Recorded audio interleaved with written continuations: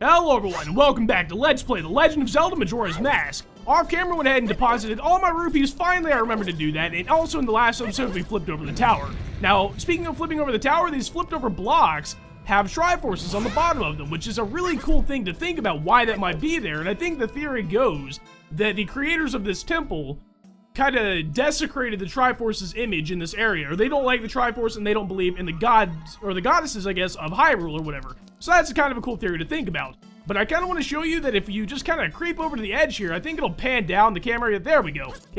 I guess I'm just going to jump off. I don't think it'll do that much damage. It doesn't even look like it took any health away, actually. I thought it was going to take at least a heart away from me. But anyway, yeah, you can kind of see that we are now completely upside down. Now, we need to go ahead and shoot the sun right here. We could have actually done this when we were in here without the temple being upside down, but since the chest that we're going to get from it is pretty much right here, I thought it would be better just to wait until now to flip it over. But there's going to be a Stray Fairy in here, so you can see that basically if we'd activated that treasure chest before I flipped over the tower, we would have just gotten another upside down treasure chest. But now I was going to say, you can see that there are going to be a lot of the chests that we activated in the last episode that we can collect in this episode. But there's no, not too much different here, just activating a sun block. Now in this room, this is kind of a completely different room if you think about it. This is that room where, I think anyway, where those lava flows were at, or whatever, like the hot air jets, or whatever you want to say.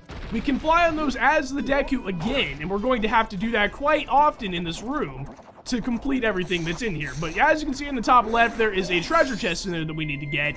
I think what they wanted you to do was to fly in there with a Deku, but I found that the timing for that, or just like setting it up, is a little bit difficult. And I've also found, I was going to say that the hook shot is the easiest way to get in there, but for some reason I think they really didn't want you to do it this way, so they tried to make it so you couldn't. But if you line it up just right, yeah, I was going to say, I don't think that's good enough. It's kind of hard to line it up just because of the way they didn't want you to do it in the first place. I think that might, yeah, there we go. But yeah, you can just hook shot in there, and that's probably the easiest way of doing that.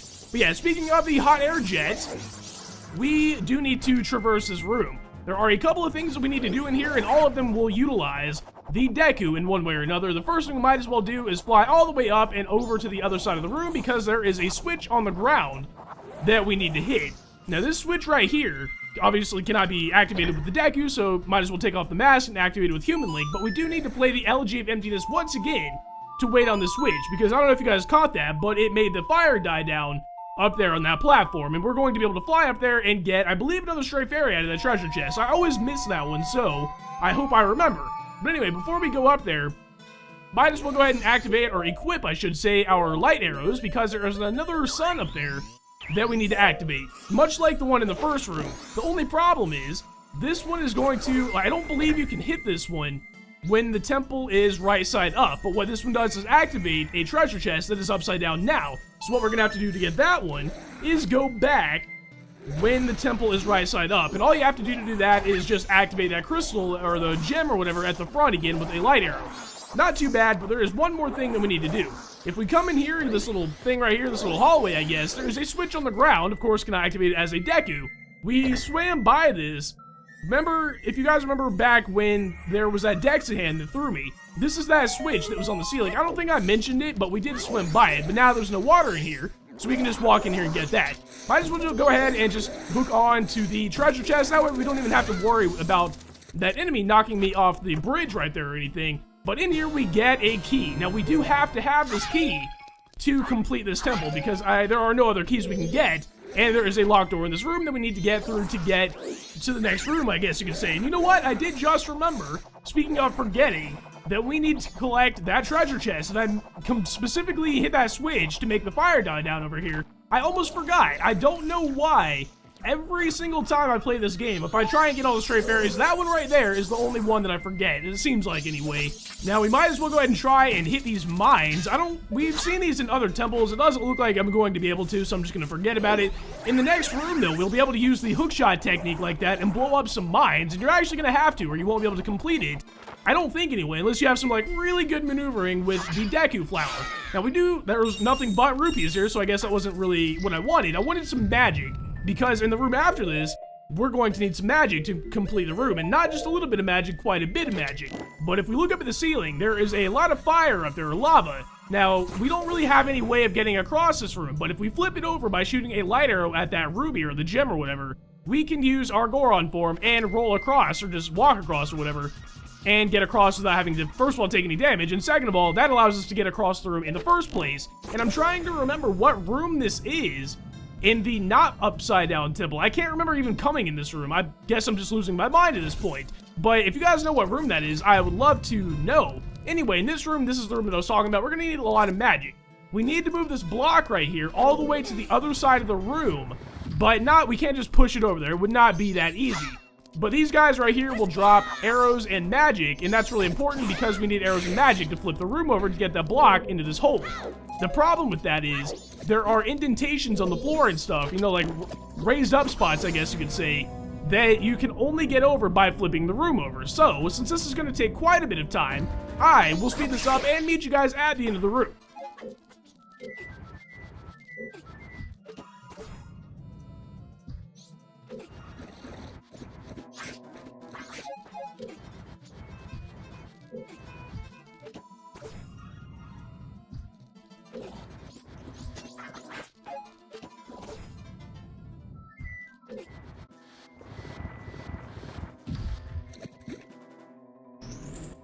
Alright, now the room is completed. Those are the kind of rooms that are kind of fun to do, but I don't think they're really that entertaining to watch, especially after you know what's going to happen. But speaking of knowing what's going to happen, here is yet another fight with a Wizz Room. Absolutely nothing different than any of the other times we fought him, as far as I can tell. The way I like to do this is to latch onto this treasure chest over here. You can only hit the bottom part of the treasure chest, and only if he doesn't hit you. I guess that's like, am I getting double hit at this point? I don't even know what's going on anymore. But if you hit the bottom part of the treasure chest, like not the lid of the treasure chest, you'll be able to latch onto it and come up here. And up here there is a lot of stuff like a fairy, there's magic and arrows and stuff like that. And the easiest way of taking this guy out is to shoot light arrows at him. And the easiest way to shoot light arrows at him is to stand up here because you have a view of the entire room.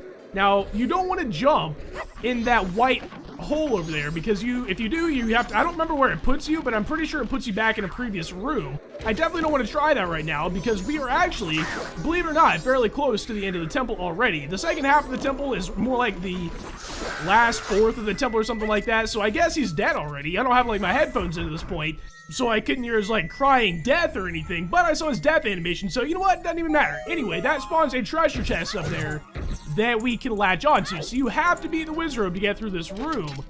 If you don't, obviously the treasure chest won't be up there and you won't be able to latch onto this, and that room, that doorway right there is the way out of here into the next room. And that, by the way, is our 13th Stray Fairy. So that is all the Stray Fairies that we can get right now. To get the final 2 Stray Fairies, we actually have to revert the temple back to its right side up phase. I actually didn't even mean to hit him. That's a good thing I did, but I did not expect my sword to be able to reach that far and hit that Poe. In this room and the next room, we're going to have to make liberal use of our Deku flower form, or our Deku form and Deku flowers, because there are a lot of Dekus, and there are a lot of death, I guess.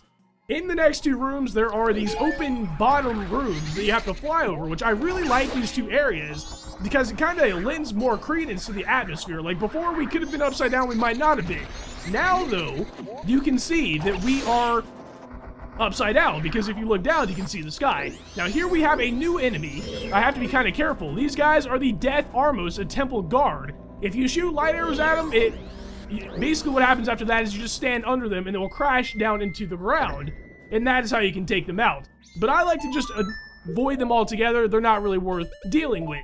We need to get our ocarina out because we need to play the Elegy of Emptiness, of course, to weigh down the switch. As I said, you have to play the song quite a bit of times. But after the switch is weighed down, we can go get that treasure chest, which I believe has a key in it. And if it has a key, that's what we need to progress, of course. I do like the fact, I think I said this before, that in Majora's Mask, all the temples don't rely so much on finding keys. It's like 1 or 2 per temple, and we do get a key, so that's good. Now, I don't know, I didn't really point it out or anything, but I hookshot over to that treasure chest, and I kind of hinted at that already when we were fighting the Wizz Room. Hooking into a treasure chest with your hookshot is a pretty good way of kind of making your own shortcuts. But here's a way that we can take out those mines. I showed you guys this in that hot air room. That takes them all out, and it's a good thing that that does do that, because we need to get in that little alcove where those were blocking. If you try and fly in there without taking those out, I'm almost positive that you will get blown up. I've never seen anybody try and get in there without taking them out, but I'm sure it's possible, I just never have. But that's really all there is to this room. Pretty much nothing to do in here. Now, guys, I'm gonna go ahead and put on my stone mask because I do not want my sword to get taken away in this hallway, because you might notice that there are 2 blue bubbles right here. And if you remember from a couple episodes back, blue bubbles will, of course, make your sword go away, and of course the stone mask will prevent them from flying into you. But yeah, in this room we're going to need our sword and light arrows, and this is one of my favorite bosses in the entire game.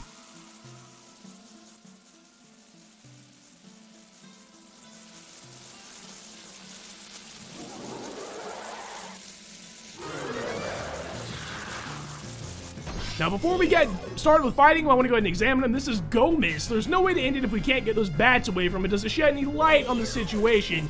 Yes, Tattle, thank you for telling us that we need to use light arrows. Now, using light arrows and your sword is a really good way of doing this fight, because, of course, the light arrows will get the bats away from Gomez, and your sword will do a lot of damage. If you can just dodge the Grim Reaper scythe, I guess he's using the Great Scythe. He must have watched Epic Namer's videos. This fight is one of the easiest fights in the entire game. I'm kind of disappointed that it's so easy, but I do like the idea of the fight, and he's already dead. Like I said, it's not really that hard of a fight at all, but just the idea of the fight. And by the way, I never noticed the scythe has like a Skull Kita influence on it. I've never seen that before. I might have seen it, I just never really noticed. But what that does, of course, is open up the door to the boss key. So now we're already collecting the boss key, and we've gotten all of the Stray Fairies that we can get right now. So really all we gotta do now is go find the boss door, which I think I kind of talked about in the last episode, rambling along. I kind of mentioned it, I think.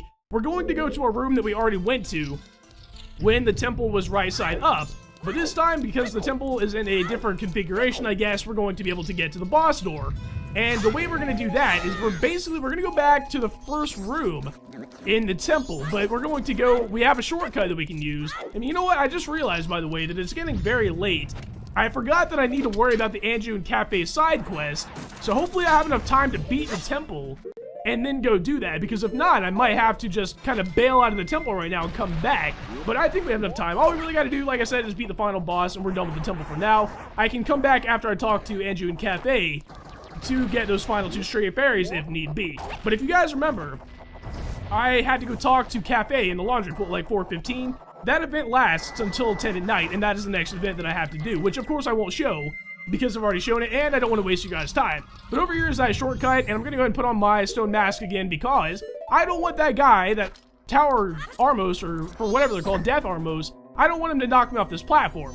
But what that does, that switch right there, is make that treasure chest appear up there, and that treasure chest is the way we're going to get up to that platform. So I like the fact that they're using the hookshot into treasure chest technique as an actual mechanic in the game, which makes you wonder why they wouldn't let me hardly lock onto that treasure chest back in the hot air room.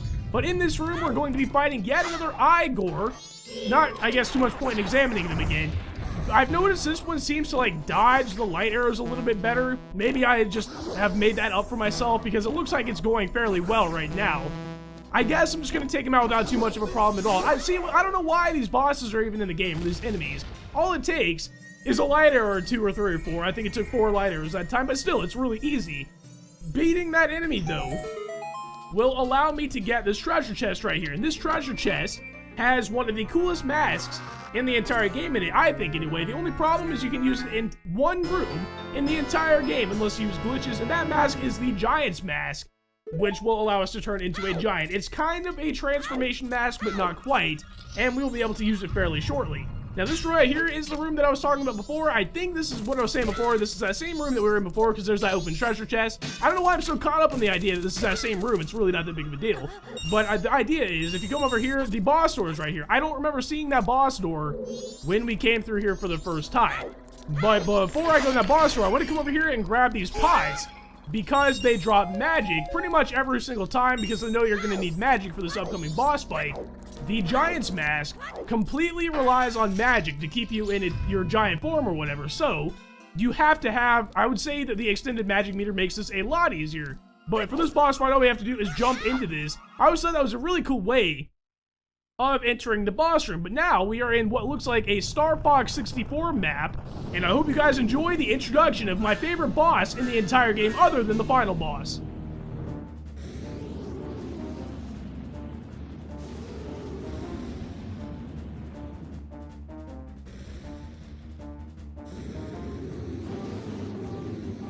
this guy is this giant masked insect twin mold, and for this fight, we need to go ahead and equip the Giant's Mask. The transformation for this is awesome. Now we are just as big as the twin mold halves themselves, and we can attack their head and their tail for them to take damage. But you can see how much damage, or how much magic we are using just by using this form. And one thing I found that is attacking actually is not as easy as you would think, because if you accidentally hit something that is not their head or their tail, they will knock you back. But the easiest way to complete this boss fight I found is to just line up a jump attack at the head and the tail. But you see right there, like if you don't get exactly right on the head or the tail, they will knock you back and you're going to lose your chance. Now that's not too big of a problem, or it wouldn't be, if not for the fact that your magic is trained at a ridiculously fast rate. The good thing though is that all of these pillars and stuff around the battlefield will drop magic, and if you, for whatever reason, run out of magic and you're unable to go back into your Giant's Mask form, what you can do is fight arrows or fire arrows or your hook shots, so you're not completely done like if you accidentally run out of magic. It's just way cooler if you can use this Giant's Mask. Now actually, one way that's much easier to beat this boss fight is if you use arrows in the first place. Like fire arrows, like I think the world record speedrun guy uses fire arrows for the most part to take out this boss fight. But I was gonna do that at first, but then I realized that it would be much more fun to watch. Where's my magic, by the way? I need that because I'm about to run out. You know what, I guess I'm gonna have to just destroy another pillar or whatever. But yeah, so I decided that it would be much more fun to watch to do this as Giant Link. But yeah, I need to go ahead and collect some magic. Like I said, I'm getting dangerously low. And one thing I've noticed is that this boss fight, I guess kind of understandably, because it's so big and there's so much action going on, especially for the N64, there's a lot of lag in this boss fight, especially when you yourself go into your giant form. I don't really know why, because it seems like once you go into your giant form, maybe it should just be like a regular fight. I mean, at this point, both of your characters are probably just normal size. It's not like they had to render larger size enemies, if that makes sense. I'm not sure if I'm articulating that properly. One of these guys has got to be close to dead, though. The problem is, actually, I was going to say you can't really tell them apart. One is red and one is blue, as far as I know. And whichever one that is, it looks more like purple to me, so I can't really tell. One is finally dead, and once you take one out, you don't ever have to worry about that one again, so you can focus all your efforts on the other one, which of course makes the boss fight quite a bit easier. Now, the other one probably does not have that much more HP. Now, I do wish I had some more, like, insightful commentary on, like, tactics, but really all this boss fight is like, an excuse for you to use the Giant's Mask, which I am completely fine with because of how cool the Giant's Mask is. And see, that right there is probably what makes this boss fight hard. I don't think there was really any reason that it should have hit me, but I do kind of want to talk about, since there's not really much more to talk about with the Giant's Mask, or, the fight in general, I just want to talk about the Giant's Mask a little bit. The Giant's Mask, you might remember the people that we're saving, or the reason we're fighting these bosses at all, is to save the Giants. And this Giant Mask in, the lore, like theory, has something to do with those Giants. So technically, I guess, this is one of the transformation masks, but we're turning into a Giant. That's how I've always took it anyway. One of the Giants is going to help us save the moon, or prevent the moon, I should say, from falling down. We are now actually one of those Giants, and that is all there is to Twin Mold. Now, also with the Giant's Mask, like I said before, you can't use it in any room outside of this one room in the entire game, which is a little bit disappointing, but there are glitches you can use to use it outside this room. Most of them, though, actually crash the game, so I don't know if I will be showing you those. But now that we've defeated Twin Mold, unfortunately we cannot pick up this heart piece. I thought I might be able to as Giant Link. That is the final heart container that we're going to get in that manner, like from beating a boss. And of course, we get Twin Mold's remains. And now that we have the fourth boss remain, we can go to the clock tower and actually beat the game. We could beat the game. I could probably beat the game in this one episode in like 10 minutes, but there are quite a few more things we need to do.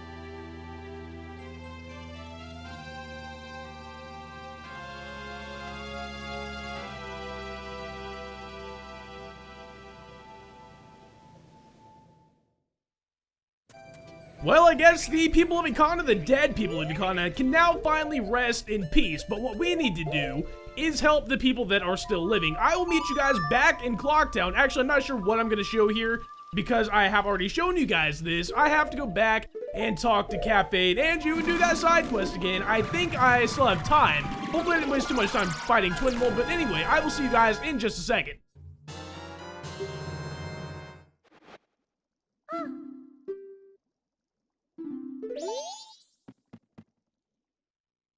Alright guys, here we are back at the front of the Stone Tower Temple. I need to go ahead and reverse the flipping that happened in this episode, or it might have been the last episode, I don't even remember. Anyway, I went ahead and got the Pendant of Memories from Kafei and gave it to Anju. So now I'm pretty sure I'm caught back up with that side quest to where I was before, because you might remember that I accidentally saved the old lady on that one cycle where I tried to do that side quest, and it turns out that you can't do that, which I completely forgot about. But as of right now, that side quest is complete, or scheduled to be able to be completed in this cycle. Gonna go ahead and try and do this glitch again. I'm not sure if I explained, but you have to press the fairy bottle button 1 frame after you press your shield button.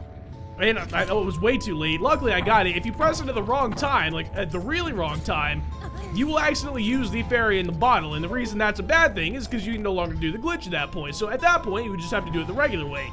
Anyway, now that I've done everything in here, I want to go ahead and grab those 2 Stray Fairies that are still in the temple. You guys might remember that when the temple was inverted, we summoned 2 treasure chests that have fairies in them. Now, the first one is down here right on the floor, pretty convenient. It's kind of cool just to think that this was once upside down, and how much different it was when it was upside down.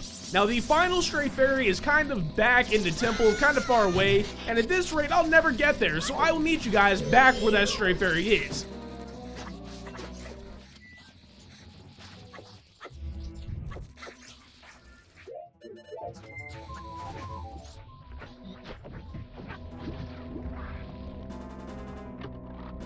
And there's our 15th and final Stray Fairy. I guess it's our 61st Stray Fairy that we've had to collect in the entire game, so we don't have to collect any more of those, and there's not actually too much more in the game that we do have to collect. But I thought it was kind of funny. I said that it was kind of deep in the temple. I forgot you could just take that door and come into this room instead of having to go all the way around. But now that we have all 15 Stray Fairies, we need to make our way into the Great Fairy Fountain. I will meet you guys there.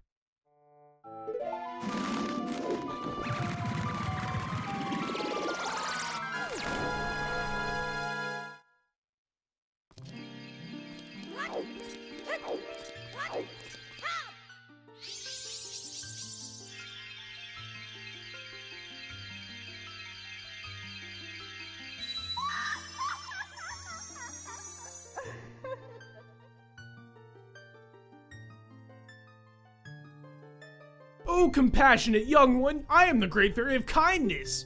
Thank you for returning my broken and shattered body to normal. I think we've heard all this, so I will just get to the chase and collect the Great Fairy Sword. My favorite sword in the game because of how different it looks, and it's kind of cool. It has black roses etched into it, as it says. It is the most powerful of all blades, much stronger than the Gilded Sword, and we will be using it when we can. The only weird thing about it is that it is a C button item instead of it doesn't go with your sword slot. So you've got to be kind of mindful of that when you try to use it. But we might as well go ahead and equip it here just to see what it looks like. It's actually fairly big compared to the other swords, if I remember. And yes, it is. You can also do everything that you can do with a regular sword, like spin attacks and jump attacks and all that kind of stuff. But guys, I want to thank you for watching this episode of Let's Play The Legend of Zelda.